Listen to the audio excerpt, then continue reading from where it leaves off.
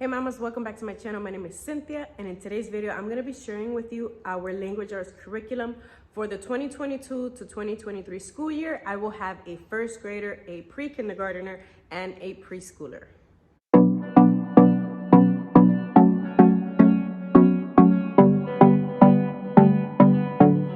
This language arts curriculum is going to include not only language arts, but I pretty much just grouped together language arts, handwriting, reading, and spelling. So I'm gonna start off with the curriculum choices for my pre-kindergartner. Obviously, with a pre-kindergartner, you really don't need to have curriculum, but like I've mentioned in a lot of my other videos, my 4-year-old really does enjoy doing bookwork, and when I try to do any other type of schooling with her, she just wants to get the bookwork done. So I went ahead and I got her some workbooks that I thought would be good for her at her age. I tried not to spend tons of money on curriculum because she's only 4. I don't want to push her or force her to have to do bookwork so often. I'm just trying to keep up with her interest. I know she likes bookwork, so we went with these curriculum choices. So yeah, I got her the Handwriting Without Tears workbook. I did not get the entire set. I did not get a teacher's manual because this will really just be for busy work. I didn't think it was necessary for me to get all the extras, but this will definitely keep her busy. I think maybe like 2 pages a week, maybe. The next 2 workbooks are workbooks that I have gotten from the thrift store, from Goodwill. I think I shared these 2 workbooks in my last thrift store haul. But this is pretty much going to be supplemental work for her. So this is going to be one of the first workbooks. It's grade pre-K, ages 2 to 5. And it's just simple. You can see some of the pages are used. I just have to go through and erase them. Again, this is what you get when you buy from the thrift store. But for the most part, the book is brand new. There's just a few pages that were used. And I decided to use this as supplemental work because, again, she's only 4. She really does not need to be doing book work, but that's what she likes to do. The second thing is going to be Ready for Phonics. Again, it's pre-K for ages 3 and up. And it's just gonna be getting her ready for her kindergarten Foundations of Phonics that we will be doing the following year for her kindergarten school year. A lot of this will honestly be review because she sits along with us when I'm doing language arts with my oldest daughter. And so she knows a lot for her age, but it's pre-K. I don't want to overwhelm her. But the main workbook that we're gonna be using is the Bob's Books Beginner Readers Workbook. I got this for $11.99 at my local grocery store. I saw this, I grabbed it. I've heard a lot about the Bob Books series for helping your child learn how to read. It's very simple inside for her, but it looks like she will honestly have fun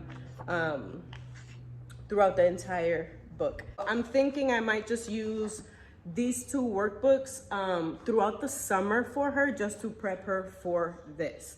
That's probably what I'm gonna use this for. Again, this is just supplemental work. So, but I like to have extra things just in case. You never know when you might finish a workbook like we did this year. We finished all of our curriculum in January. And so right now we're just going through the rest of the school year with supplemental work. But anyways, now for my first grader, I also went with Handwriting Without Tears for her writing book. And again, I did not get the entire set. I just got the printing book. I love how it shows her how to write the letter.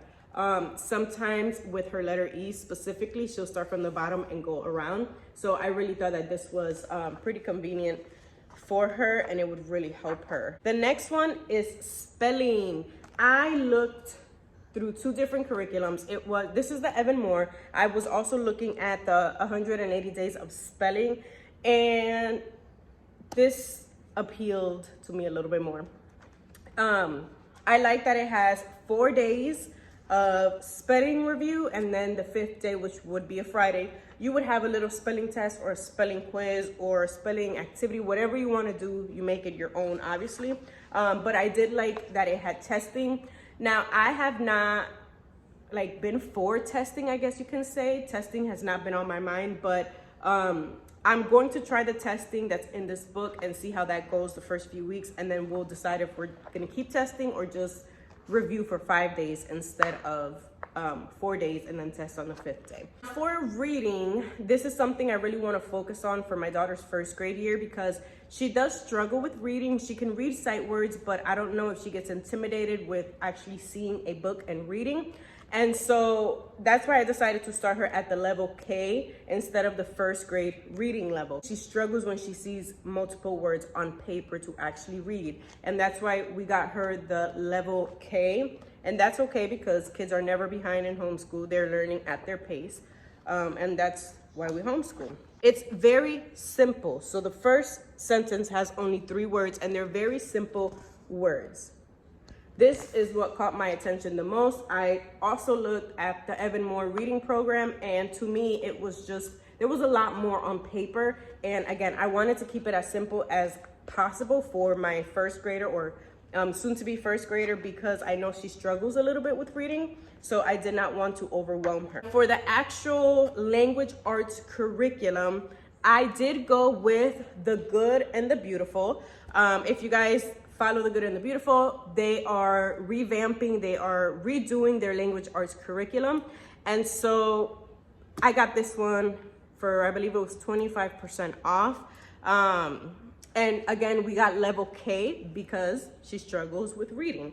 And I just wanted to kind of just flow into that consistency on the same grade level. So this is the course book.